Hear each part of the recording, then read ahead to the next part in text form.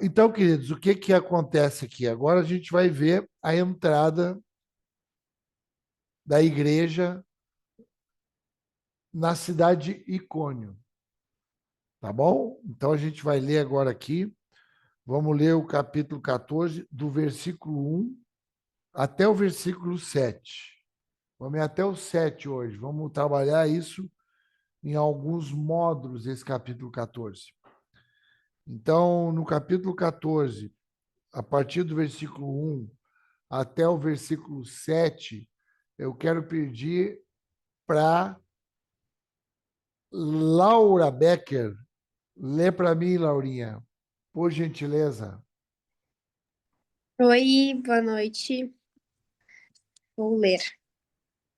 Em Icônio, Paulo e Barnabé também foram à sinagoga judaica e falaram de tal modo que muitos creram, tanto judeus como gentios. Alguns dos judeus não creram, porém incitaram os gentios e envenenaram a mente deles contra Paulo e Barnabé. As- Ainda assim, os apóstolos passaram bastante tempo ali, falando corajosamente da graça do Senhor, que confiavam a mensagem deles, concedendo-lhes poder para realizar sinais e maravilhas. Com isso, o povo da cidade ficou dividido. Alguns tomaram os partidos dos judeus e outros dos apóstolos. Então, um grupo de gentios, judeus e seus líderes resolveu atacá-los e apedrejá-los. Quando os apóstolos souberam disso, fugiram para a região da Licaônia, para a cidade da Listra e Derbe e seus arredores, e ali anunciaram as boas novas. Amém, amém. Obrigado, Laurinha. Glória a Deus. Então, irmãos, agora os irmãos missionários saem daquele ambiente muito hostil, que eles tinham expulsado eles, né? Daquele ambiente ali. Os judeus sempre perseguindo eles, expulsaram eles ali de Antioquia, e mesmo assim a igreja lá ficou estabelecida, a igreja lá ficou firme, ficou cheio de alegria, e agora eles transitam uma distância de 130 quilômetros, mais ou menos. 120, 130 quilômetros. Olha lá, estou vendo a Dona Rosa lá, ó. Ô, Dona Rosa, graças a Deus. Glória a Deus, também orando pela sua vida. Olha lá o pastor Zeca. Meu Deus, que honra. Agora ficou até Tá, o mais... pastor. Hã? Esse que vai aprender contigo. Meu Deus, agora me apertou aqui, agora fiquei até tremendo a perninha aqui agora. Meu Deus, que alegria, que honra ter vocês junto conosco aqui, viu? Casal abençoado, um homem e uma mulher de Deus mesmo ali, com testemunho, com a vida sob a rocha mesmo, né? Graças a Deus pela vida de vocês, a gente está orando pela tua vida, Rosa, pela tua saúde, em nome de Jesus. Essa breve e momentânea tribulação vai produzir um peso eterno de glória na tua vida, em nome de Jesus. Amém. Glória a Deus. Que bom. Saudade de vocês. Ah, então, eles transitaram ali uma distância de mais ou menos 130 quilômetros.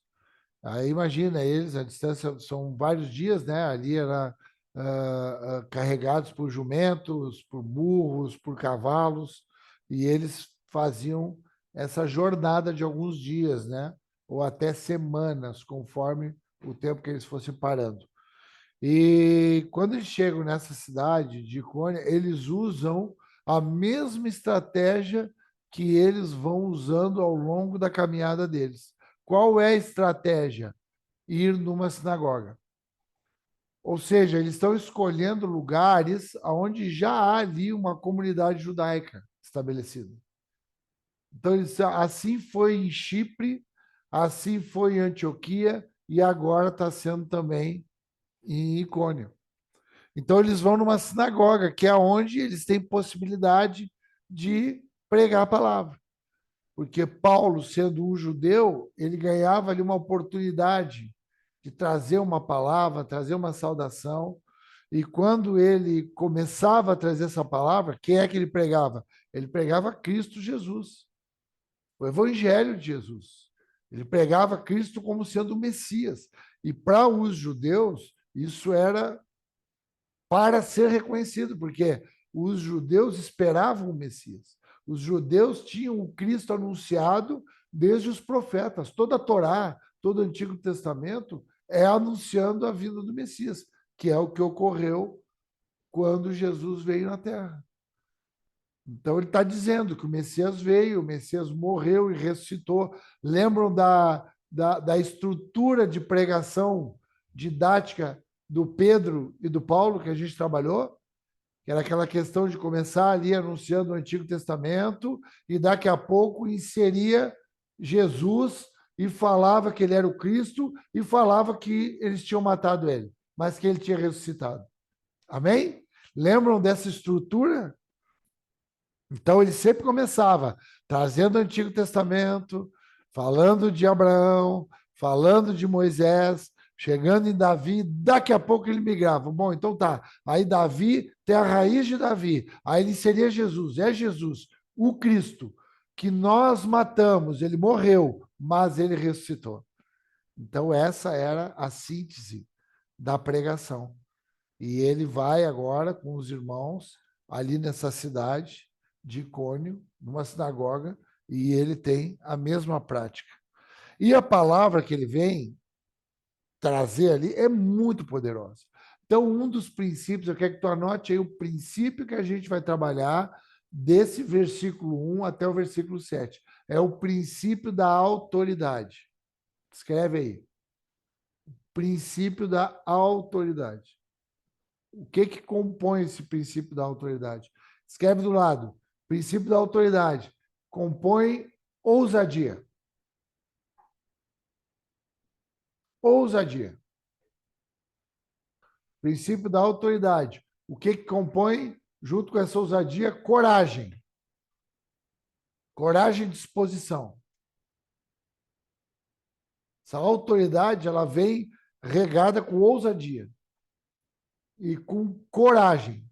Eram destemidos. Porque o temor que eles tinham lançava fora todo medo. Então, temor e medo são coisas diferentes.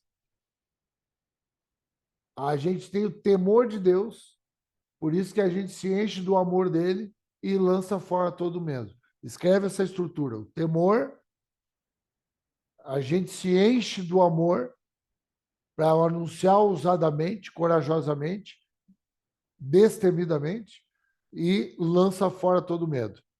Não tem intimidação. Não há o que façam para que esses homens parem de falar aquilo que eles têm visto e aquilo que eles têm ouvido do Espírito. Então, é sobre a autoridade que nós vamos falar. A autoridade, eles falaram de tal modo, como é que é esse tal modo que eles falaram, que veio aquela grande multidão, tanto dos judeus como dos gregos. O que é essa tal autoridade? Essa tamanha autoridade? Essa tamanha forma, essa forma que eles falavam, era algo que vinha do Espírito. Isso a gente vê na vida de Jesus. Vamos ver lá no livro de Mateus, no final do Sermão do Monte, Evangelho de Mateus, abre lá, em Mateus, vamos abrir juntos aqui. Mateus, no Sermão do Monte. Ah, essa aqui é boa. Bianca, por favor, abre o teu áudiozinho aí, por favor. Quais são os capítulos que compõem o Sermão do Monte no Evangelho de Mateus? 5 e 6. Mais um. 5, 6 e 7. Muito bem, tá bom. Mais da metade foi mais da metade de certo. 5, 6 e 7 é o chamado Sermão do Monte, que é uma conversa ali muito profunda, né, que Deus tem ali com os discípulos, num lugar alto, falando a respeito de diversos temas, né? Quando finaliza o sermão, no capítulo 7, Vamos ver o que diz ali. Versículo, desculpa, 28 e 29. Quando Jesus acabou de proferir essas palavras, estavam as multidões maravilhadas da sua doutrina, porque ele as ensinava como quem tem autoridade, e não como os escribas. Então aí está o princípio da autoridade. A diferença que é alguém falar a mesma coisa com autoridade. O que é a expressão da autoridade? Escreve aí. É a transmissão da graça. A autoridade é a graça de Deus. Por isso que a autoridade de Deus, ela vem do céu para a salvação. Por isso que lá em Efésios 2:8, escreve aí, anota isso também, Efésios 2:8, é a palavra do Novo Testamento que fala mais claro e profundamente sobre salvação. Por isso que ele fala assim, ó, que a salvação é pela graça. Então, a autoridade de Deus desce pela graça através da fé. Isso não é dons de homens. Isso é exclusividade de Deus, para que o homem não se glorie. Então, essa autoridade é expressão de graça. É alguém falando a mesma coisa e com uma outra interpretação, com uma outra absorção.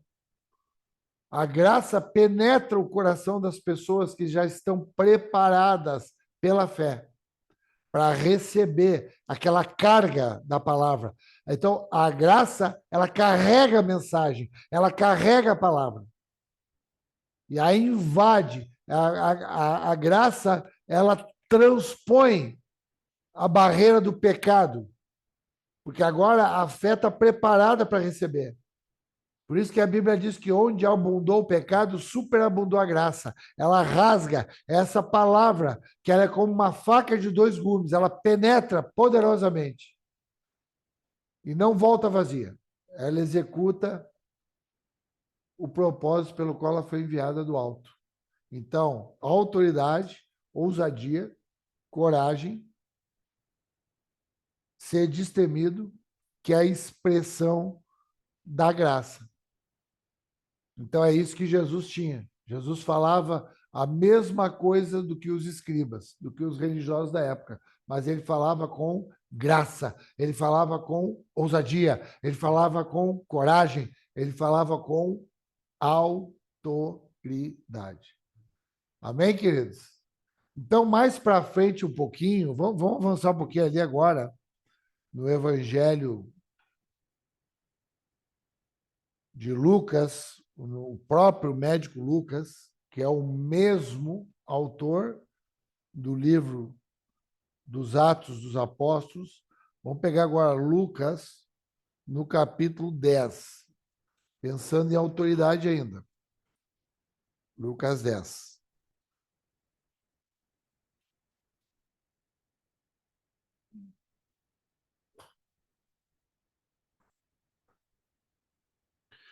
O que diz aí em Lucas 10, versículo 19? Juliana, lê para nós aí, Juliana. Juliana já vai estrear hoje aqui, primeiro dia de aula, já vai trabalhar aqui, ó. Lucas 10, 19. Eis aí vos dei autoridade para pisardes serpentes e escorpiões, e sobre todo o poder do inimigo, e nada absolutamente vos causará dano. Amém, obrigado.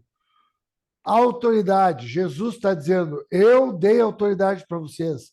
Vão com ousadia, vão com intrepidez. Então, aquela mesma autoridade que estava sobre a minha vida, para que eu pudesse ter aquela expressão que as multidões se maravilhavam, agora eu transmito para a vida de vocês, para a vida dos discípulos, para que vocês não tenham medo. Por isso que brota essa ousadia. Por isso que brota essa ausência de medo. É uma autoridade outorgada do céu pela graça. Por isso que brota essa coragem no nosso coração. Aleluia. Porque a sensação que a gente tem é que nada vai nos causar nenhum dano. Não tem serpente, não tem escorpião, não tem nada. É uma sensação que a gente tem de autoridade concedida por Deus para poder, com coragem, ser um canal da expressão da salvação através da graça. Amém? Conseguem caminhar junto comigo aqui? Estão anotando aí? Está dando tempo? Glória a Deus. Então, depois desse primeiro momento ali, né, que a gente vê eles ali na sinagoga e eles pregando com essa autoridade toda, e aí as pessoas, a multidão se convertendo, mas diz ali que os judeus incrédulos incitaram e irritaram os ânimos dos gentios contra os irmãos. Aí olha só como é que funciona isso, né? O que a gente tem que compreender aqui? Que essa palavra da graça, essa palavra poderosa, essa espada, ela gera conversão em alguns, mas ela gera ódio, raiva, ira em outros. Não tem meio termo. Aqui os judeus, a mesma palavra, a mesma pregação, a mesma autoridade gerava em alguns temor, conversão e em outros ira, raiva. Sabe aquela coisa de tu ficar com raiva das pessoas da palavra? Sabe aquela coisa de tu ficar criticando a igreja? Sabe aquilo que vem no nosso coração, quem sabe possa ter vindo ou veio de vez em quando, de falar mal dos irmãos, de falar mal dos pastores? É o mesmo espírito que brota. Nós não estamos imunes a isso, irmãos. É preciso que a gente reconheça isso com muita humildade, porque isso é maturidade. Quando vem esse espírito na nossa vida, que a gente começa a julgar, começa a criticar, a gente já tem que repreender isso em nome de Jesus, na nossa própria vida, ministrando a nossa própria alma. Por isso que aqui é uma aula para que nós tenhamos conhecimento de Deus e autoconhecimento. E muita humildade.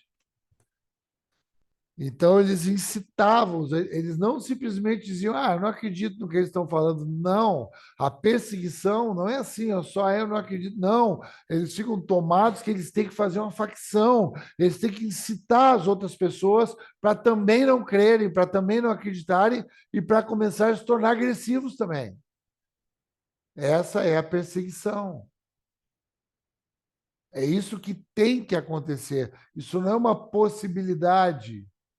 Não é isso pode acontecer. Não, isso tem que acontecer. Isso é promessa. A igreja é perseguida para que ela demonstre esse poder da autoridade, da coragem, da força e também da sabedoria que a gente vai ver um pouquinho mais na frente. Mas diz que eles, não obstante a isso, a esse ambiente hostil que eles estavam ali enfrentando, eles ficaram muito tempo ali naquele lugar. Interessante isso, né? Como tem tempo, né? Não é porque tu tem um ambiente hostil, não é porque tu está com um problema no teu emprego que tu tem que ir embora imediatamente. Não é porque tu está com um problema no teu casamento, tem que terminar teu casamento. Não é porque tu está com uma questão ali naquela igreja ali, que tu não está concordando com algumas coisas, que tu tem que ir embora.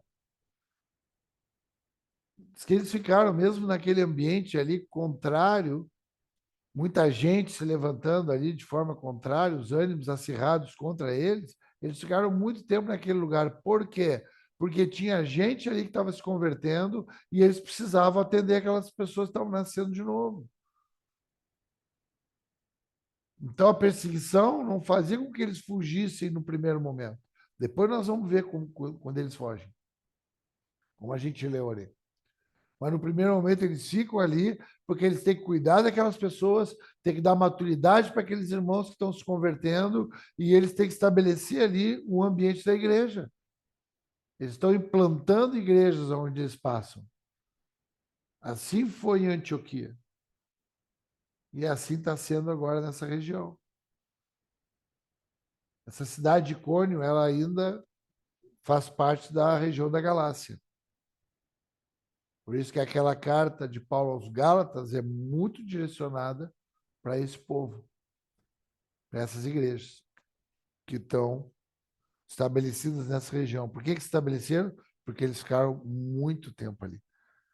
E nesse tempo que eles estavam ali, falando ousadamente, tem uma coisa que é muito interessante aqui. Dois aspectos que eu quero que tu anote. Diz ali que o Senhor confirmava a palavra dele. Então escreve aí, o Senhor confirma a sua palavra. Aquilo que ele promete, ele confirma, ele testifica. Então ele confirmava a palavra dele. Aqui na minha versão, no capítulo 3, diz que o qual confirmava a palavra da graça. Então, essa graça aí que a gente viu, que veio do céu, trazendo essa palavra que penetra o coração dos homens, levando a salvação por meio da fé, levando a transformação de entendimento. Essa palavra é confirmada pelo Senhor. O Senhor envia a palavra, mas ele confirma ela. Então ele estava ali, os irmãos ficavam ali, a igreja estava ali, aquilo era confirmado. Se é de Deus, ele confirma. Então Deus confirma a sua palavra. E uma outra questão que é muito interessante, que eu quero que tu também grife isso, escreva isso, é que diz assim, que concedendo que por mão deles se fizessem sinais e prodígios. Ou seja, os irmãos ali estavam no momento de fazer sinais, prodígios, provavelmente eram curas que aconteciam. Aqui não cita, mas provavelmente seja isso. Muitas curas. Esses sinais prodigiosos era porque Deus concedia esse poder para eles. Deus outorgava. Então, assim como havia a autoridade dada por Deus, naquele momento, ali em Lucas 10, por Jesus, também Deus é que estabelece autoridade na vida de pessoas para eles realizarem sinais de prodígios e maravilhas.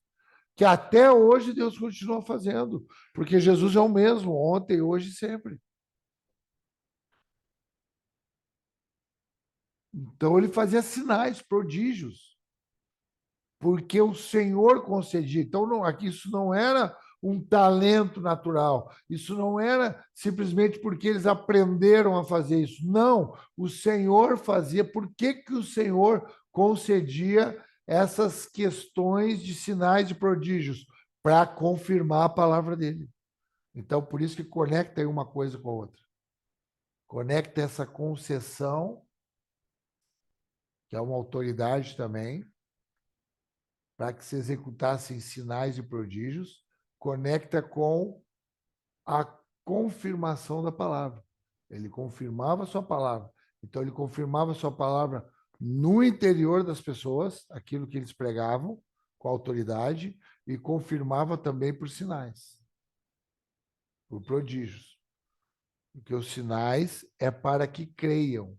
A gente não pode viver só atrás de sinais. Quem se converte, quem é maduro, não precisa mais de sinais, não precisa mais de milagre, não precisa mais de nada. Amém, irmãos? Tem muita gente aí que anda atrás de sinais toda hora. Aí fica um cobrador de Deus de sinais, de maravilhas. E às vezes até Deus vai fazendo sinais, mas e aí, o que a gente está aprendendo? Sinais é uma sinalização, está sinalizando alguma coisa. Está dando alguma orientação. Sinais são orientações. Está orientando. Tá nos encaminhando. É para isso que é o sinal. Ele está apontando para alguma coisa além do próprio sinal. Amém, queridos? Estamos juntos até aqui? Vamos mais um pouquinho, a gente consegue caminhar mais um pouquinho ainda aqui, a gente está com tempo. Diz que apesar dessa confirmação da palavra, dessa pregação poderosa, cheia de autoridade, de ousadia, de coragem, de temor, de amor, sem medo, apesar de tudo isso, dos sinais, apesar de tudo isso, diz que o povo se dividia. Então, viu como não quer dizer, não é pelo talento, pelo poder da pregação, ou pelos sinais que alguém vai se converter ou não, é pela vontade de Deus. Salvação vem pela graça, Efésios 2:8, através da fé, e é dom de Deus. Não vem de homens. Então, quando Deus estabelece que ele vai fazer alguma coisa na vida de alguém, ele faz. E quando Deus não vai fazer, ele não faz. A Bíblia diz que a porta que Deus abre, ninguém fecha. Mas a porta que Deus fecha também é impossível de ela ser aberta.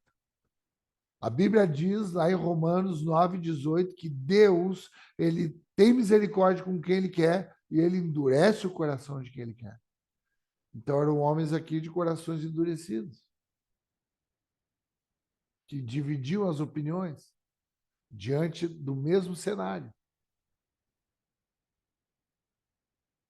Então isso é importante a gente compreender, porque hoje parece que a gente vive numa busca de aceitação de todos. Queridos, presta atenção. Se a aceitação for de todos, muito provavelmente não é evangelho, porque vai extinguir a perseguição. Não é para todos. A Bíblia lá, Paulo escrevendo aos Tessalonicenses, ele diz assim, a fé não é de todos. Olha que mistério espiritual isso. Nós não estamos aqui para estabelecer de quem é a fé para quem é. Nós estamos aqui para ganhar maturidade, discernimento na relação com Deus e com a igreja, para perceber o que Deus está fazendo. Por isso que aqui no nosso ministério, o que a gente recebeu de Deus? Procura saber o que o Espírito Santo está fazendo e coopera com ele. Então a gente está aqui para descobrir o que o Espírito Santo está fazendo e nos colocarmos à disposição dele para cooperar.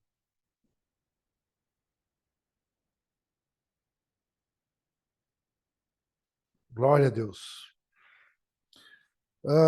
Diz que o povo se dividiu e uns eram pelos judeus, que era quem estava perseguindo, né, os apóstolos, e outros eram pelos apóstolos. Essa palavra apóstolos aqui, eu quero dar uma paradinha aqui. Os apóstolos eram os 12 apóstolos e Paulo. A gente estudou sobre isso, né? A gente já estudou sobre os 12 ministeriais, o que é o apóstolo, que são os 12. Mas aqui também, quem era chamado de apóstolos também? Aquele que era enviado. Aqueles que iam de cidade a cidade, eles também eram chamados de apóstolos no Novo Testamento. Aqui ele estava chamando Barnabé e os irmãos que estavam juntos de apóstolos.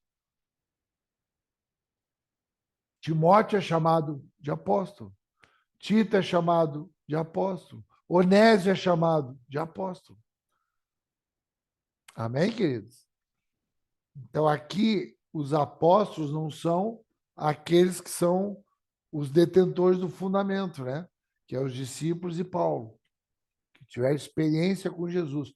Paulo não conheceu Jesus, mas lembra lá, no capítulo 9 do livro de Atos, que nós estudamos a conversão dele, como ele teve uma relação com Jesus no caminho de Damasco. Lembram disso?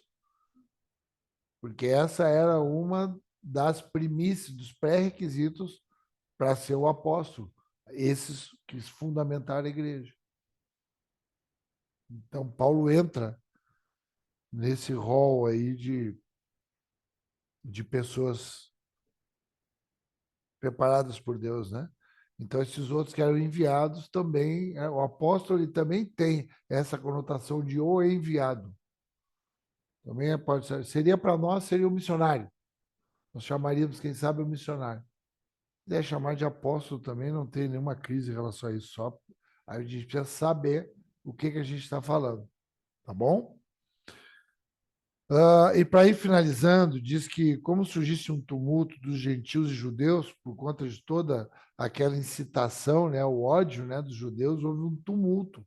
As pessoas começaram a tumultuar essas duas partes, né, dos judeus e dos gentios associados com as suas autoridades. E aqui eu quero chamar a atenção, queridos. Qual o princípio que nós estamos falando hoje? O princípio da autoridade. A autoridade de Deus, a autoridade do céu, a autoridade que carrega a graça. É importante saber isso, querido. É importante saber isso. Essa autoridade que carrega a graça, que é uma palavra que penetra o coração de alguém, de algumas pessoas, e que tu fala a mesma coisa, só que é com graça. Quão diferente é, irmãos? Tu vê uma pessoa falando com graça e uma pessoa falando sem graça. Falar sem graça é uma desgraça. E falar com graça é uma pessoa graciosa. Tu percebe isso? A gente quer falar com graça e a gente quer reconhecer também quem tem graça. Amém, irmãos? Porque graça é algo que se vê através da palavra, a gente pode estar trocando mutuamente essa graça, um recebendo graça da vida do outro. E assim a gente vai crescendo na graça. Porque a graça ela é pedagógica. Em Tito, Paulo fala que a graça educa a viver. Então, a graça é uma pedagogia na relação. De humildade para aprender e ousadia para ensinar numa relação. E aí a graça, movimentando ali aquele relacionamento, a gente vai crescendo, a gente vai aumentando, a gente vai amadurecendo. Diz que essas autoridades aí da cidade, autoridade do mundo, elas vinham também agora com esse coração, com essa ira, com esse ódio para apedrejar eles, para ultrajar eles, para violentar eles, para machucar eles, para matar eles. Apedrejamento era morte. É isso que eles queriam. Aí vem a parte agora que nós vamos finalizar aqui a nossa aventura em Icônio.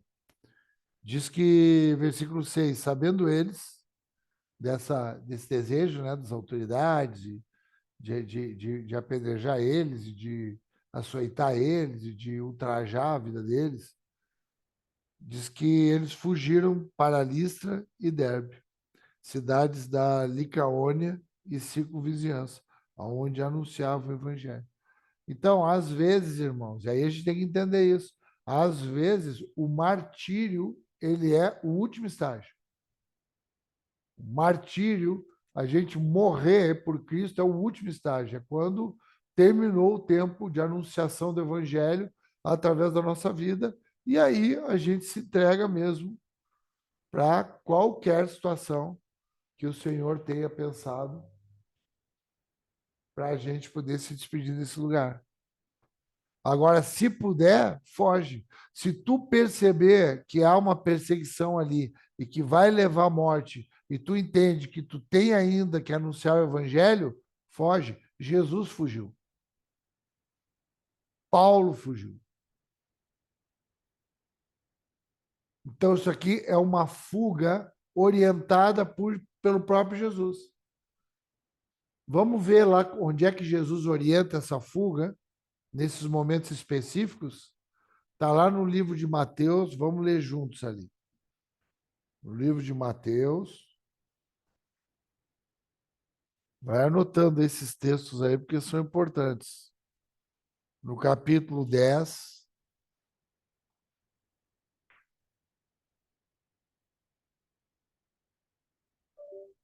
Lê Mateus 10, 23 para nós, Neri, por favor. Boa noite, pessoal. Matrícula 10, Boa 23, noite. né? Boa 10, noite. 23. Quando forem perseguidos num lugar, fujam para o outro. Eu lhes garanto que vocês não terão percorrido todas as cidades de Israel antes que venham o Filho do Homem, antes que venha o Filho do Homem. O discípulo não está. Amém. Não, é aqui, só 23. Obrigado. Tá. Alguns de vocês aí têm assim, ó. Quando, porém, vos perseguirem numa cidade, fugir para outra. Diz isso? Então, essa é uma orientação de Jesus. Olha, quando perseguiram uma cidade, é isso que eles estavam fazendo ali. Estavam saindo de Icônio, ali escorraçados, ameaçados de morte, e eles fogem porque ainda tem que anunciar o evangelho. Então, ele diz, vai para outra cidade anunciar o evangelho. Então, a gente tem que ter o discernimento, irmãos, para saber o tempo de ficar e o tempo de fugir. Por que eles não estão fugindo? Presta atenção aqui, que eu acho que é importantíssimo. Eles não estão fugindo aqui porque eles estão com medo de morrer. Eles estão fugindo aqui porque, para o propósito se cumprir, eles têm que viver mais um pouco. Amém, irmãos? Em nome de Jesus. Meu irmão, minha irmã, quando for o teu tempo de morrer, é a nossa hora. Vão para o Senhor, chegou a nossa hora. Agora a gente vai discernir. Nós vamos ter uma vida com tanta relação com Deus que a gente vai saber quando Paulo disse: Olha, agora chegou minha hora, Timóteo. Agora eu vou ser entregue por libação. Eu combati o bom combate. Eu percorri a carreira e eu guardei a fé. Está chegando agora o meu tempo. Aí ele não quer fugir mais, porque agora o Senhor determinou. Agora, enquanto isso, vai viver para pregar o evangelho. Eles não estão fugindo com medo de morrer. Eles estão fugindo porque eles têm vida neles para vida em abundância neles para anunciar. Amém, irmãos? Em nome de Jesus, era uma orientação aqui, discernimento. Nós não somos um monte de xiita aí que vão se atirar no abismo e vão morrer. A Bíblia diz lá em 1 Coríntios 13, de que vale o homem entregar o seu corpo a ser queimado, se não for por amor, se não for por uma direção, se não for por uma orientação, se não for por uma responsabilidade.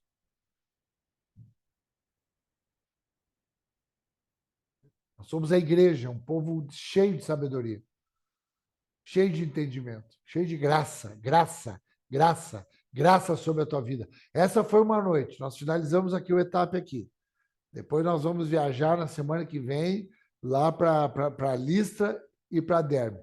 Agora, essa noite aqui é uma noite que a autoridade de Deus está sobre a tua vida e sobre a vida da igreja. Graça sobre a tua vida. Graça sobre a tua graça é inteligência, graça é sabedoria.